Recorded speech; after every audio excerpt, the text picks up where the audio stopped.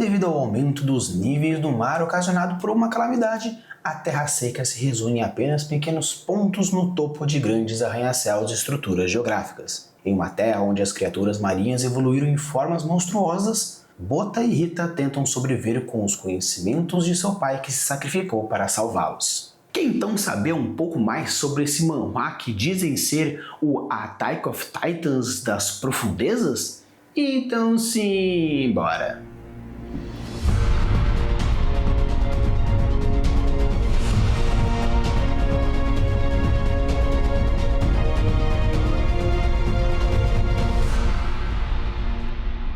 Alô, tudo bem? Aqui é o Falcão, estamos com mais um episódio para vocês e hoje irei trazer uma indicação, uma descoberta que tive recentemente.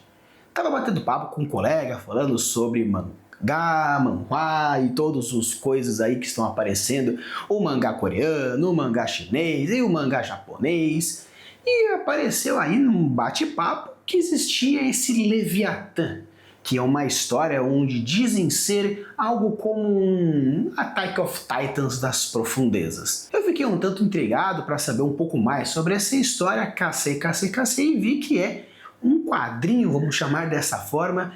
que já tem o seu final, já tem os seus 200 e poucos capítulos, e é interessante porque a história tem esse estilo um pouco mais solo leveling. Claro que não estamos falando do mesmo gênero, não estamos falando da mesma temática, não estamos falando de nada parecido, mas devido a ter uma proposta um pouco mais voltada para esse estilo que foge do japonês e começa a ter esses estilos um pouco mais pro chinês, pro coreano, achei interessante essa indicação. Porém, no episódio de hoje, para a gente não falar sobre um negócio gigantesco, estamos falando aí de um quadrinho que tem 200 e poucos capítulos, sei lá quantos volumes tem envolvido, vou trazer para vocês as minhas primeiras impressões. Vou falar um pouquinho como que acontece nos primeiros 11 capítulos da história, porque 11? Porque ele encerra num cliffhanger bem interessante. Então eu vou trazer um pouquinho sobre esses elementos e algumas inspirações e algumas análises e algumas coisas interessantes se vocês acharem bem legal. Por isso, já que se vocês gostam de mangás de uma forma geral, já deixa o seu like, se inscreve no canal se você quer aprender um pouco mais sobre world building, que seja um pouco mais waterpunk. Com certeza você vai gostar bastante desse cenário, beleza? Então bora lá conversar sobre o que acontece nesses 11 capítulos e o que eu acho interessante falar um pouco mais sobre eles. Uma coisa que eu acho bem legal nessa parte mais da ambientação, algo que é bem interessante, é alguns elementos mostrados de uma forma visual desse mundo pós-apocalíptico. Achei interessante algumas escolhas de alguns elementos marítimos que estão presentes devido aí a um fator de ter elevado o mar e assim o mar conseguiu cobrir grande parte das cidades. É algo que me incomoda um pouco, mas é algo que também é interessante devido a essa, entre aspas, evolução que existe no mar, porque você pode encontrar o Diabo Negro nessa localidade que existe luz. O Diabo Negro, para a galera que não sabe, é aquele peixe que possui aquela lampadinha no começo, mas como já foi encontrado algumas espécies recentemente na superfície devido a algumas mudanças climáticas, falar que aconteceu uma calamidade no mundo pós-apocalíptico e encontrar esse tipo de criatura em uma região que tenha luz, obviamente não seria algo tão estranho no decorrer das coisas. Mas o que me chamou bastante atenção são dois fatores bem interessantes. O primeiro é o gênero de peixe chamado Dicynectes, que é um peixe encontrado apenas no período devoniano. Então eu acho estranho porque ter uma regressão ou uma evolução tardia ou alguma coisa que fez com que essa espécie de peixe que foi algo muito comum na época do Devoniano agora ser encontrado, é algo que eu achei um tanto complicado, mas isso não seria nada comparado com, por exemplo, esse artrópode aqui, que é apenas encontrado na época do Cambriano do gênero Radiodonta. Ele era um dos maiores predadores dessa época do Cambriano. Então a gente pensar que aconteceu alguma coisa, algo numa calamidade ao ponto de fazer subir um peixe abissal, até então ok. Mas depois que a gente encontra um peixe do Devoniano e um artrópoda do Cambriano, algo me levantou um pouco a lanterna aqui, porque é um pouco muito estranho principalmente por essa evolução um tanto diferente. Então achei bem legal, apesar de criar essa pulga atrás da orelha, que obviamente para a galera que não tem esse conhecimento anatômico ou esse conhecimento zoológico do animal não vai fazer diferença, apesar de que sim, é uma criatura um tanto diferente, mas para a galera que tem esse conhecimento fica esse levantamento, fica esse questionamento. O que aconteceu para que essas criaturas que estão extintas há milhares de anos estarem nesse mundo subaquático? Obviamente estamos falando de uma evolução, não sabemos necessariamente o que aconteceu, pelo menos nesses 11 primeiros capítulos, comparado com todos os 200, realmente não faz ideia do porquê acontece esse tipo de coisa, mas achei interessante devido a essa meio que arriscada. A suspensão da descrença, no meu caso, ficou um tanto abalada devido a esse gap de tempo, mas se estamos falando de uma calamidade, será que aconteceu uma calamidade meio temporal, bioquímica, extraterrestre? Não sei, mas me fica essa pergunta. Então, começando aí nosso primeiro capítulo, apesar de ser um pouco uma contradição, é um momento que a gente pode chamar de local comum. Apesar de que esse local comum, muitas vezes a gente acredita ser algo mais comum ao nosso redor, mas aqui o local comum é o local comum do nosso protagonista, a ambientação da localidade, para a gente entender um pouco mais o que está acontecendo. Principalmente por ter a função de gerar alguns gatilhos interessantes, como o gatilho da ambientação, similaridade, aproximação e assim desenvolver o vínculo do leitor com o protagonista.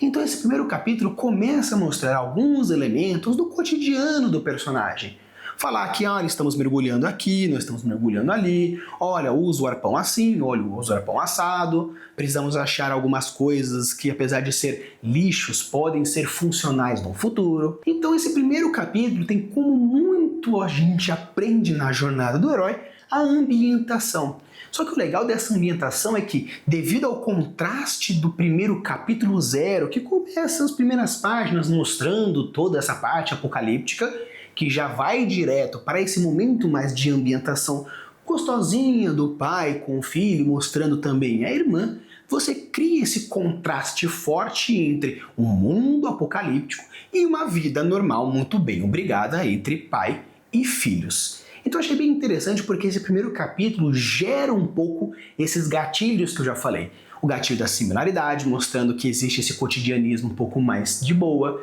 A parte de ambientação, mostrando a limitação geográfica devido que estamos apenas num ambiente de um barco, num mar muito aberto. Então achei bem legal porque esse primeiro capítulo traz essa ambientação. Apesar de ser, por enquanto, lento, algo que vai ser extremamente, vamos chamar de exótico dentro desse manhwa, porque ser lento aqui é o que menos acontece. Temos capítulos curtos, porém extremamente frenéticos, algo que a gente já percebe nessa pegada solo leveling, por ser algo mais dinâmico e mais quebração e vai que vai. Mas nesse primeiro capítulo tem essa ambientaçãozinha um pouco mais direta e gostosinha. Já no capítulo 2 tem algo que eu chamo de chamado para aventura, que é uma próxima etapa da jornada do herói. Eu acho engraçado porque muitas vezes a galera chama de chamamento para aventura algo rápido. Tem algo ou alguém que pega o nosso protagonista e fala: nós vamos para lá, vamos levar tal coisa, como acontece, por exemplo, em Senhor dos Anéis, que o Frodo ele é chamado para levar o anel para a destruição. Já aqui o chamamento é um pouco mais lento. O ápice desse chamamento vai ser feito mais para frente, onde aqui é colocado simplesmente uma semente, onde a pessoa quer ficar melhor, quer ficar mais forte, quer desenvolver, quer crescer, quer isso e aquilo, e algo futuramente vai se despertar até o nosso protagonista realmente ser chamado para a aventura. Porque aqui nesse segundo capítulo, após esse despertar da vontade, a gente tem aquele primeiro balde de água fria devido aos monstros que aparecem neste momento. Então nesse segundo capítulo é interessante porque existe sim um chamamento para a aventura, onde começa a despertar essa vontade, essa motivação do protagonista para ser algo maior, para ser algo mais forte, para ser algo aquele outro, mas devido às situações, esse chamamento ele é abafado devido às criaturas que vão aparecer neste momento, fazendo com que, não é tão simples esse chamamento. Mesmo que o pai mostre que existe os arpoeiros, que cada vez que você destrói uma criaturona você ganha uma estrela, que aquele outro, papapá, e começa a chamar a atenção do nosso protagonista, acontece esse despertar, colocar essa semente nele, e quando vai ter a vontade acontece o balde. É interessante devido às curvas aristotélicas, onde a gente tem o ápice e a queda, o ápice e a queda, o ápice e a queda, o ápice e a queda, e essa montanha-russa de emoções gera esse contraste e gera muito mais finalidade narrativa para criar esse apreço, tanto com os protagonistas, que no caso é o menino agora e futuramente a Rita, que vai criar esse laço, quanto o próprio pai, que vai ter um grande papel motivacional para o desenvolvimento do nosso protagonista. Já agora no capítulo 3, 4 e 5 são capítulos extremamente frenéticos de luta, espada, tiro, corte, explosão, estaca, pedra, choro, lembranças, grito e tudo que uma boa aventura pós-apocalíptica merece. De acordo com os meus conhecimentos de manhwa, que é bem limitado, mas pelo que eu sei parece que é um estilo muito frenético das características comuns encontradas nas obras como, por exemplo, que eu já falei, o Solo Leveling, que tem como esse objetivo de ter essa luta mais frenética e o desenvolvimento do personagem a partir de ação, onde que o estilo literário dessa linha de raciocínio é uma linha muito mais frenética de desenvolvimento ativo do que realmente um desenvolvimento mais introspectivo, mais parado, algo que pode ser encontrado em alguns pontos. Além de uma luta frenética, é apresentado alguns conceitos importantes, tanto os conceitos de criatura quanto alguns potenciais de gancho narrativo. Nesses 3 capítulos acontece a morte sacrificial do pai, que possui 3 funções narrativas importantes. A primeira, que apesar de a gente chamar de âncora moral e motivador de arco de personagem, vai motivar o nosso protagonista não apenas para servir como o pai foi como homem, mas também como protetor além de função. E o terceiro é o desenvolvimento narrativo devido ao fato de que por ele ter sido um arpoeiro, ao que se deu a perceber um arpoeiro até dos bons, vai motivar a narrativa devido aos mistérios do passado e às típicas perguntas que quem foi ele, como ele foi parar ali, como se tornou o que ele se tornou, além de várias outras perguntas que teremos que descobrir com o protagonista, já que o pai morreu e não tem como justificar. Então nesses 3 capítulos tem luta e quebra e bateção e aquele outro, mostrando o quão cabuloso o pai é dentro dos fatores de ser um arpoeiro, ter essa espada motorizada e diversas outras habilidades e o sacrifício que ele fez explodindo ele mesmo junto com o bichão cabulosão e aquela bomba. Mas é interessante que, devido aos primeiros capítulos ser esse momento mais, entre aspas, introspectivo, que vai trazendo alguns ganchos, trazendo algumas narrativas, as perguntas que a gente tem para com o personagem só vão ser respondidas no futuro quando o protagonista descobrir. Então eu achei bem legal porque alguns ganchos narrativos que aparecem nesses momentos, principalmente nos primeiros 2 capítulos, e o 3, o 4 e o 5, vão trazendo pequenos detalhes que vão gerando outras perguntas mais ativas, geram essa situação. E como acontece do pai falando para o filho, olha, proteja sua irmã, faça isso, faça aquele outro, e o filho tem um despertar vendo o que o pai pode fazer, apesar de a gente chamar de âncora moral parecer que é algo que prende, essa âncora na verdade vai manter o personagem dentro da sua moralidade. Vai ter o pai como exemplo, fazendo com que eu não vou ser mais do que ele ao ponto da moralidade, além de ser um motivacional que provavelmente esse menino vai se tornar um arpoeiro devido às comparações que ele tem dele com ele mesmo, dele com o pai e da promessa que o pai fez. Então achei bem interessante porque aqui nesses 3 capítulos não apenas tem a função de sacrifício do pai, algo que é importante para a narrativa, para a motivação do personagem e o amadurecimento do personagem, não simplesmente para uma cena épica, que apesar de sim, foi uma cena épica bem legal, foi uma luta bem interessante com a bomba explodida no final, de uma forma geral ter essa relação direta de desenvolvimento do personagem, por isso sim, o ponto sacrificial aqui foi bem interessante. Agora no capítulo 6 começa o que realmente seria um chamado para a aventura propriamente dito. Já que o pai morreu, teve a grande morte do grande protetor, a gente aparece 3 pontos importantes. O primeiro é a aprendizagem do pai que vai fazer o desenvolvimento da narrativa, a motivação do arco de personagem, onde agora nós temos tanto o personagem menino quanto o personagem menina que vão trabalhar esse desenvolvimento do luto e com o desenvolvimento do personagem, além da própria âncora moral que vai sustentar ambos. Apesar que eu achei um pouco estranho devido a um pouco de uma rapidez e um desenvolvimento um pouco rápido. Aqui a gente tem a morte do pai que acabou de morrer sendo explodido, onde nós temos 2 crianças que estão agora sozinhas devido a tudo que aconteceu, e as etapas do luto, apesar de aparecer aqui um quê de negação, um quê de aceitação, a tristeza e a propriamente dito, mas você percebe que o desenvolvimento de luto é muito rápido. Não existe uma coisa muito clara mostrando passagem de tempo e ato de tempo, onde, não, entre um ponto e outro teve 1, 2, 3, 4 dias entre um e outro, mas mesmo assim eu senti que o desenvolvimento de luto aqui foi muito rápido. Claro, a gente pode considerar um pouco um tanto da imaturidade da menina devido ao não entendimento, porém, como ela já perdeu a mãe, algo que é citado nos primeiros capítulos, então ela sabe o que é morte. Devido ao pai que agora sumiu e até ela pergunta pro irmão se o pai se encontra junto com a mãe, então ela tem esse entendimento. Seria um amadurecimento muito bizarro ao ponto de ter essa parte da infância,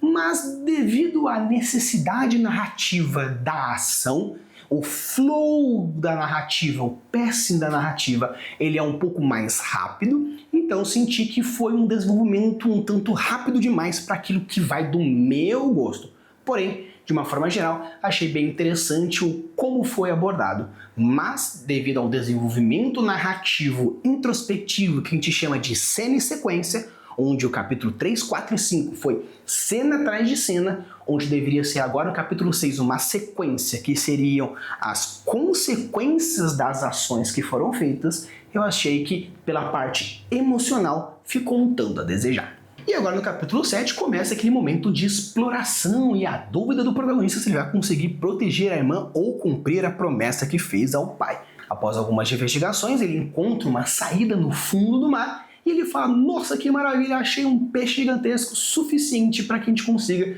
nos alimentar de boa. Decide então mergulhar para encontrar um pouco mais sobre isso e vai mergulhando até que ele encontra um ninho de criaturas meio humanoides e meio peixe, onde ele percebe que essas criaturas parecem muito com as criaturas que mataram o pai dele, porém num ambiente menor e num tamanho menor. E acaba o 7º capítulo tendo o ataque dessa criatura humanoide em cima do nosso protagonista. Chegando no capítulo 8, a gente tem um ataque da criatura que ela vai, tenta, a criança vai lá, o Bota acerta o olho, consegue fugir, sai da água, consegue ir para um local seco, a criatura vai atrás e acerta o olho, tem aquela troca, aquela corrida e tudo mais, até que encontra a irmã apontando para fora, olhando de longe, perguntando: será? Quem é aquilo? Devido a esse elemento narrativo que é muito forte nesse Attack of Titans, existe também algumas narrativas de que geram essa perturbação mental. Tanto que muitas vezes o Bota tem alguns problemas vendo algumas alucinações de que o pai morto, a irmã um tanto preocupada, mas também com alguns parâmetros um tanto caóticos. Então essa ilusão faz com que o menino tenha uma percepção de mundo um tanto diferente. E esse capítulo termina com esse cliffhanger dizendo: quem é aquele ser que a criança viu? Ela imaginou, no caso a menina imaginou que poderia ser o pai, pega o barco e vai. Algo que é o início desse 9º capítulo, onde vai até lá e isso simplesmente é um narrador tirando o personagem de um local seguro, que é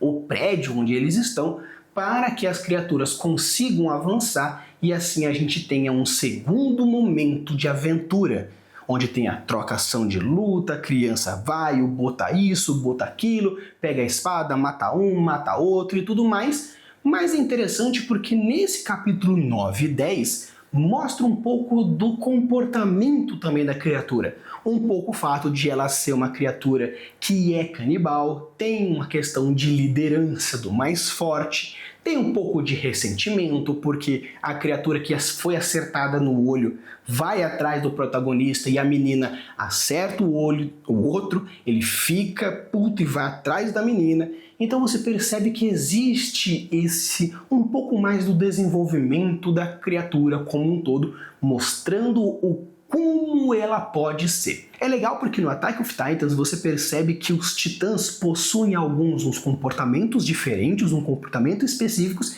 que geram uma situação diferente, criando essa complexidade. E aqui também, por ser criaturas que tiveram evolução diferenciada devido ao fator dessa calamidade, o que pode ter acontecido. E para encerrar no capítulo 11, quando as criaturas estão chegando no seu ápice, onde o Bota e a Rita vão morrer devido ao ataque das criaturas, surge uma moça, onde você percebe todo um aparato diferenciado que salva essas crianças e acaba com aquele pensamento não do protagonista, nem da Rita, mas nosso. Quem é ela? Por que é ela? O que está fazendo aqui? Devido ao conhecimento narrativo da galera que gosta de aventura, sabe muito bem que essa moça vai ser aquela que vai levar os nossos protagonistas para o segundo arco narrativo, onde nós vamos sair desse local seguro, desse nível 1, onde nós vamos agora para um próximo local, podendo ter um ápice de tempo,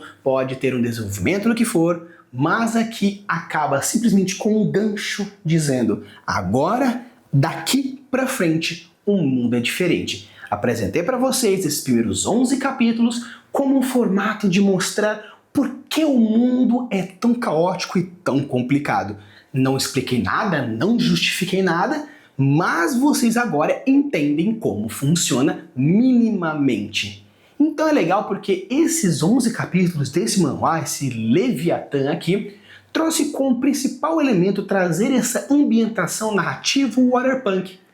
que apesar de estar falando de um mundo pós-apocalíptico, onde não sabemos qual é a justificativa de toda essa existência, algo que futuramente acredito devido a ter essas experiências e essas referências bem Shingeki no Kyojin, mas com uma pegada mais submersa. E é legal porque essa grande diferença, pelo fato de ser subaquática, existem diversos outros elementos que geram dificuldades diferentes. Uma coisa é você lutar num campo aberto, outra coisa é você lutar na caverna, outra coisa é você lutar na floresta, outra coisa é você lutar no mar, seja na superfície ou seja embaixo d'água. Fatores de não ter oxigênio, pressão, movimentação aquática, toda a fisiologia e anatomia de um ser hidrodinâmico, toda a parte colossal, toda a ideia de uma talassofobia é bem interessante e eu acho que vale muito a pena. Obviamente, enquanto eu estou gravando esse vídeo, eu li até o capítulo 11 para trazer esses elementos para vocês, mas eu estou continuando e com certeza eu vou terminar para saber o que é.